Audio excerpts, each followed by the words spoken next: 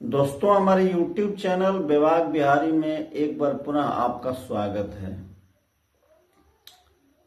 आइए आज हम एक गंभीर भारतीय राजनीतिक विषय भारतीय मुसलमान और लोकतंत्र पर आपसे बात करेंगे।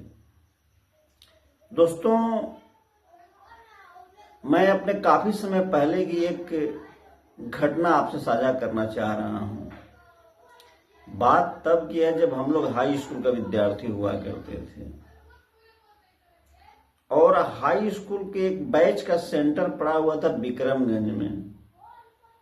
विक्रमगंज में यादव हाई स्कूल है, वहां पर छात्रों की परीक्षा हो रही थी। उस स्कूल के बाउंड्री में एक होल बना दिया गया था और उस होल के माध्यम से कुछ छात्र परीक्षार्थियों को चीटिंग कराने का प्रयास कर रहे थे और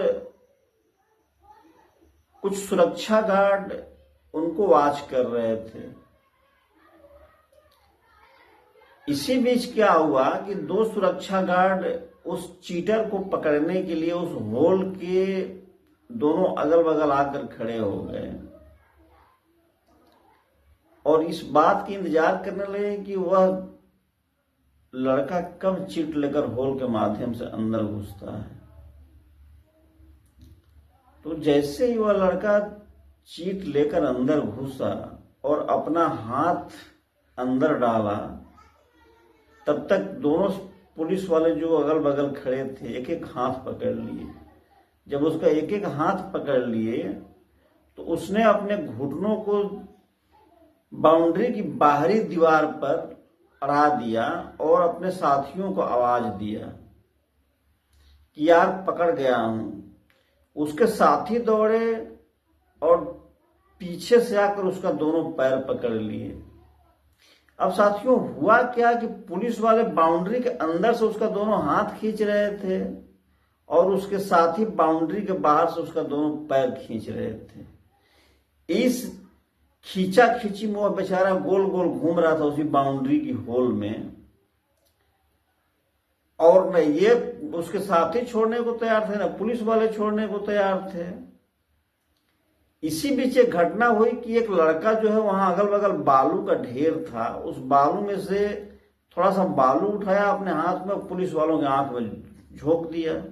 अब पुलिस वालों के हाथ से उस लड़के का हाथ छूट गया और दोनों अपना अपना आंख मीचने लगे।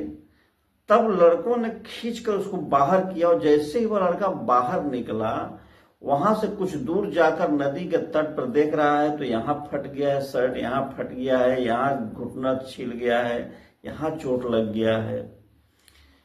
तो मैं इस घटना के माध्यम से आपको ये बताना चाह रहा हूं कि आजकल हमारे देश की मुस्लिमों की राजनीति भी कुछ इसी कदर हो गई है। तुष्टीकरण के नाम पर भारतीय जनता पार्टी ने बहुसंख्यक वर्ग का ध्रुवीकरण करने का प्रयास अपने पक्ष में किया और दूसरे पक्ष अर्थात दूसरे राजनीतिक दलों ने मुसलमान वोट को अपने अपने पक्ष में करने के लिए उसमें एक होड़ सी मच गई, क्योंकि भारतीय जनता पार्टी ने एक तरह से साफ कर दिया कि हमें मुसलमान वोट की जरूरत नहीं है और दूसरी पार्टियां जो हैं वो मुसलमान वोट की छीना झपटी में मुसलमानों की स्थिति को कुछ इस तरह से डवाडोल कर दी कि सही मायने में मुसलमान इस देश के नागरिक कम और वोट बैंक ज्यादा लगने लगे हैं।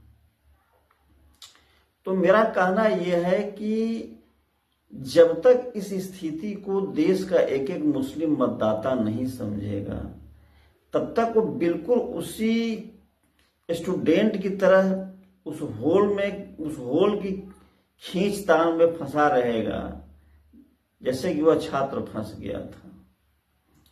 तो भारतीय मुस्लिम मतदाताओं को अपनी भूमिका एक बार पुनः परिभाषित करनी चाहिए और इस वोट बैंक की राजनीति और तुष्टीकरण की राजनीति से बाहर निकलने का प्रयास करना चाहिए, ताकि उनको एक धरातल मिल सके और लोग भय अथवा डर के माध्यम से उनको अपने तरफ न खींच करके उनके विकास के मुद्दे पर, उनके बुनियादी सुविधाओं के मुद्दे पर अन्य राजनीतिक पार्टियां बात करनी शुरू करें। बीजेपी तो करेगी ही नहीं, तो क्लियर है।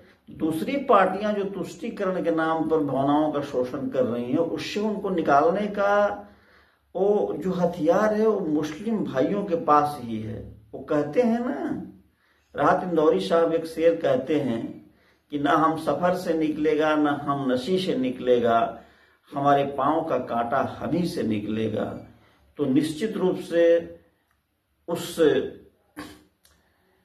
शेर पर मुस्लिम भाइयों को अमल करना होगा, ताकि जो सच्चर कमेटी में मुसलमानों की स्थिति दिखाई गई है, जो दलितों से ही बदतर बताई गई है, सही माने में उस पर देश की राजनीतिक पार्टियां सोच सकें और उसके लिए काम किया जा सके। इन्हीं शब्दों के साथ मैं जन स्वराज का एक सिपाही सुनील कुमार अपनी बात अब खत्म करता हूं। आने वाले समय में और विषयों पर आपसे बात होगी।